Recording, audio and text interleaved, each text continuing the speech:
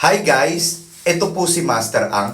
Today, may pag-uusapan po tayo patungkol po sa mga taong pinanganak na pig, tiger, snake.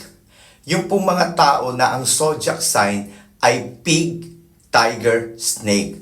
Kasi alam naman po natin na mga taong pinanganak na pig, tiger, snake ay may pagdadaanan, may mga pagsubok according to sa punsoy. Kaya po, ito ang may papayo ko sa lahat ng mga tao na pinanganak na ganun ang zodiac sign.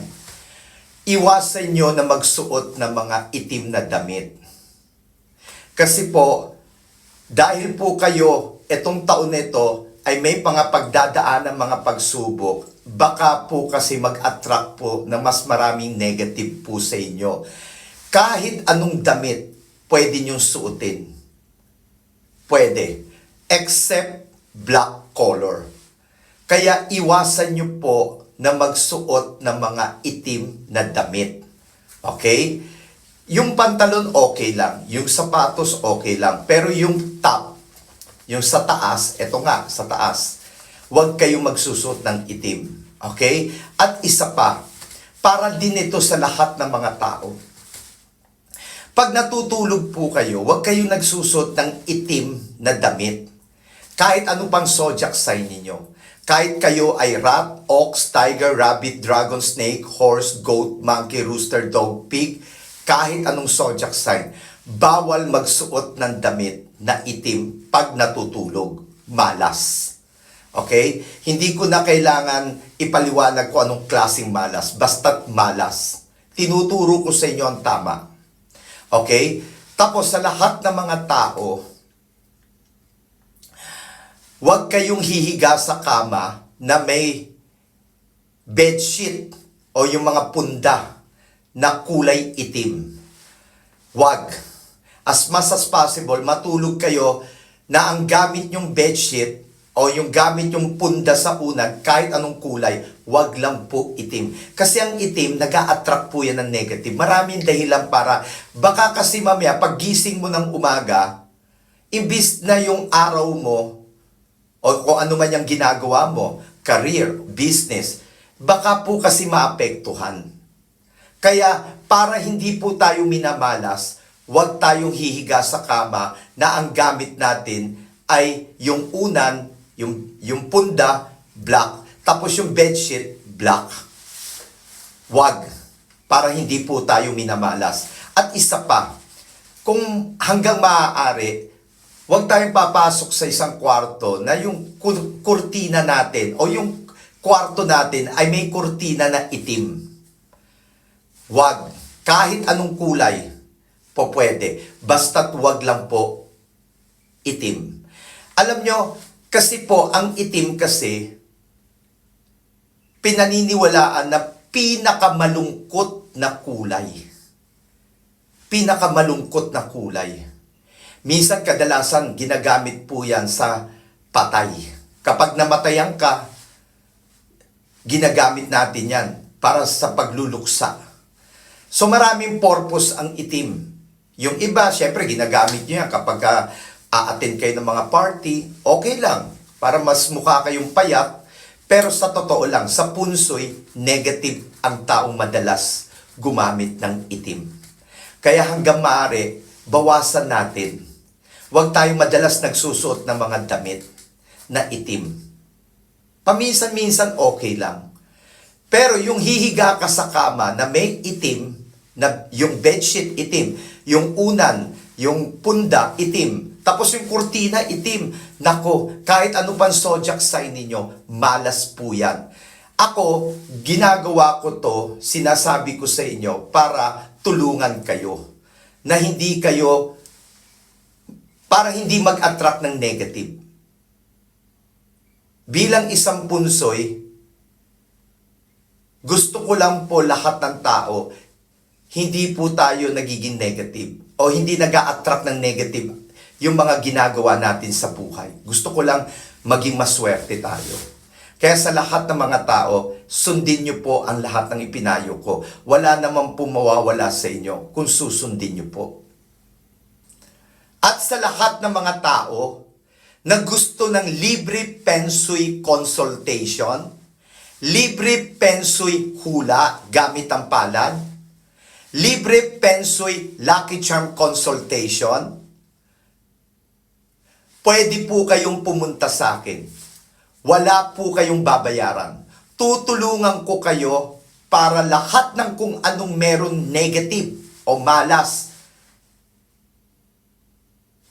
aalisin natin yan. Tuturuan ko kayo kung ano dapat nyong gawin. Yes, marami na po ako natulungan. Kung nasubukan nyo na po ang ibang Feng Shui expert na wala naman nangyari sa inyo, subukan nyo ako. Sisiguraduhin ko, malaki ang maitutulong ko sa inyo at walang mawawala sa inyo. Libre Feng Shui consultation, libre Feng Shui hula, libre Feng Shui Lucky Charm consultation, at bukod doon, habang kino-consultation kita, binibless ko ang mga palad mo. Binibless ko ang mga katawan mo. Kaya aalis ka na sigurado ako na malaki ang naitulong ko. Kasi habang ako'y nagko-consultation, may ginagamit akong weapon para alisin lahat ng mga negative na meron sa katawan mo. Kaya saan ka pa? Wala po kayong babayaran. Uulitin ko, wala po. Subukan nyo po ako. At sisiguraduhin ko, malaki po ang maitutulong ko sa inyo. Basta't humarap kayo sa akin ng buong tapang. Huwag kayong matakot sa akin dahil ang personality ko matapang. Dahil kaya po matapang dahil gusto ko kayong tulungan para maging positive. Para panahon na po, alisin natin lahat ng mga negative na meron dyan sa katawan mo. At gusto ko turuan kita kung ano ang dapat mong gawin sa buhay. Yung mindset, babaguhin ko. According sa nakikita ko sa palad mo. At sigurado ko, malaki ang maitutulong ko sa iyo. Hindi po ako yung putyo-putyo na Feng Shui expert. Totoo po ako. Marami na po ako natulungan. Marami na pong dumaan sa kamay ko na nagtagumpay sa buhay. Yung iba dyan, baksak na ang negosyo, pero naibangon ko. Ang iba dyan, marami nang hinarap na problema sa trabaho, hindi magtuloy-tuloy ang swerte. Pero mula nung hinawakan ko, mula nung naniniwala siya sa akin, malaki ang pinagbago ng buhay niya. Totoo po yan, hindi sa pagyayabang. Bakit? Dahil hindi ko habol ang pera. Habol ko ang tulungan ka. Maniwala po kayo. Maaari hindi kayo naniniwala kasi hindi nyo pa ako kilala. Pero kilalanin nyo si Master Ang. Marami na akong nagawa, marami na akong natulungan nang hindi ko kailangan na bumili ka ng Lucky Charm. Hindi ko kailangan na pumunta ka para magbayad. Hindi, wala kaming kukunin na pera sa inyo. Pumunta ka, pumasok ka, aalis ka nang wala kang binili. Kahit alukin ka ng mga tauhan ko, kung hindi ka naman bibili, gusto mo lang naman talaga consultation, gusto mo lang talaga na magpahula, yes, makakaalis ka na wala kang binili. Kaya subukan nyo ako. Sisiguraduhin ko hindi kayo magsisisi at tutulungan ko kayo sa abot ng aking makakaya. Saan po kami matatagpuan? Kami po ay matatagpuan sa Alimol, Cubao. Nandito po kami sa loob ng Araneta Center o Araneta City, Quezon City. Malapit lang po kami sa Araneta Coliseum. Pag lumakad ka pa ng konti, makikita nyo po yung SM Cubao. At pag nakita nyo po yung SM Cubao, makikita nyo po, katapat ng SM Cubao, yung kahilera ay Alimol. Alimol. Pumasok po kayo sa loob ng Alimol, pumunta po kayo sa upper ground, hanapin nyo po ang Master Ang.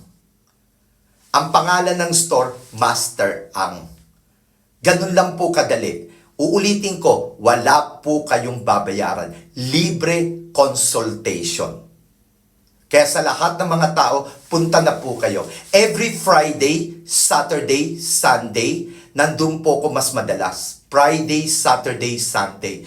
Anong oras? Minsan, dumarating ako ng alas 4, minsan dumarating ako ng alas 5, minsan dumarating ako ng alas 6, minsan dumarating po ako ng 6:30. Libre naman po eh.